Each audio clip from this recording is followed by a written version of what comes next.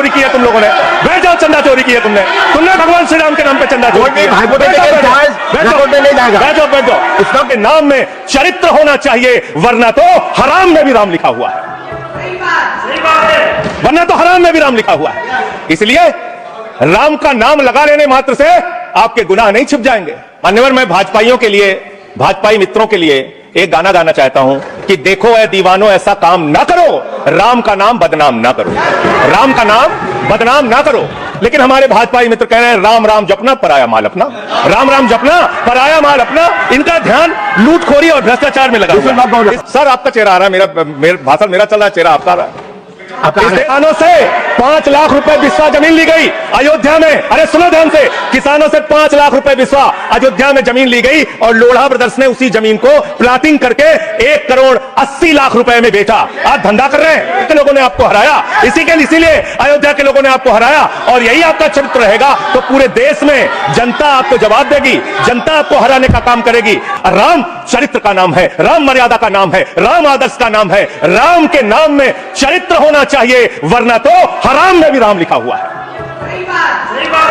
वरना तो हराम में भी राम लिखा हुआ है। इसलिए राम का नाम लगा लेने मात्र से आपके गुनाह नहीं छिप जाएंगे। सुखराम नाम था ना मान्यवर, बेड के नीचे रुपया मिला था, बेड के नीचे रुपया मिला था। भगवान श्री राम का नाम लेके कितना गुनाह आप अपना छिपाना चाहते हैं, कितना गुनाह छुपाना चाहते हैं। राष्ट्रपिता महात्मा गांधी से आपको क्या समस्या है मान्यवर? अरे वो राष्ट्रपिता महात्मा गांधी इतने महान है, इतने महान है, इतने महान है कि दुनिया के 80 देशों में उनकी प्रतिमा लगी हुई है मान्यवर, 80 देशों में। और जब G20 का सम्मेलन हुआ, दुनिया के तमाम राष्ट्राध्यक्ष आए, दुनिया के तमाम प्रधानमंत्री और राष्ट्रपति आए, तो भारत के प्रधानमंत्री को मजबूर होकर उसी राजघाट पर महात्मा गांधी के सामने सर झुकाना पड़ा। वो गोलवरकर की समाधि पे नहीं गए, गांधी की समाधि पे गए। वो गोडसे की समाधि पे नहीं गए, गांधी की समाधि पे गए मान्यवर। अरे भाजपाइयों ने जी राम जी योजना के तहत 1000 करोड़ का भ्रष्टाचार यूपी में कर लिया। अरे भाजपाइयों ने हरियाणा में 500 करोड़ रुपए का भ्रष्टाचार जी राम जी में कर लिया। अरे भाजपाइयों ने महाराष्ट्र में जी राम जी के नाम पे करोड़ों का भ्रष्टाचार कर लिया। भाजपाइयों ने गुजरात में, तो क्या बोलूं सर, क्या आपत्ति है इनको सर, क्या बोलूं, जी राम जी ना बोलूं सर? अब तो गुजरात में सैकड़ों करोड़ का भ्रष्टाचार भाजपाइयों ने जी राम जी के नाम पे कर लिया। पूरे देश में, गांव में विधायक, इनके बीजेपी के विधायकों ने जी राम जी योजना में भ्रष्टाचार कर लिया।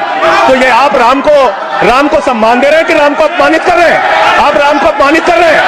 अरे बैठ जाओ, चंदा चोरी की है तुम लोगों ने, बैठ जाओ, चंदा चोरी की है तुमने भगवान श्री राम के नाम पे चंदा चोरी की है। बैठ जाओ।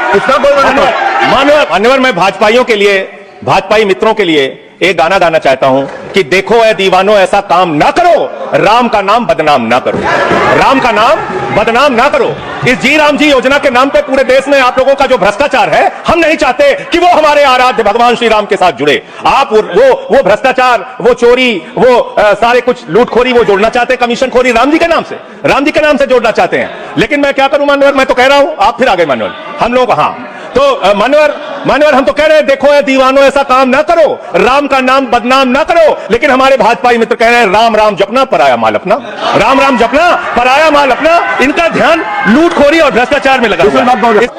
मान्यवर, राष्ट्रपिता महात्मा गांधी जो राम राज्य की कल्पना करते थे, राष्ट्रपिता महात्मा गांधी जो रघुपति राघव राजा राम का पाठ करते थे, राष्ट्रपिता महात्मा गांधी जो भगवान श्री राम के सच्चे भक्त थे। और याद रखिएगा मान्यवर, इस सरकार को आपके माध्यम से कहना चाहता हूं, भगवान को अपने भक्त से बहुत प्यार होता है। आज भगवान श्री राम आपको श्राप दे रहे होंगे कि तुम हमारे भक्त को अपमानित कर रहे हो।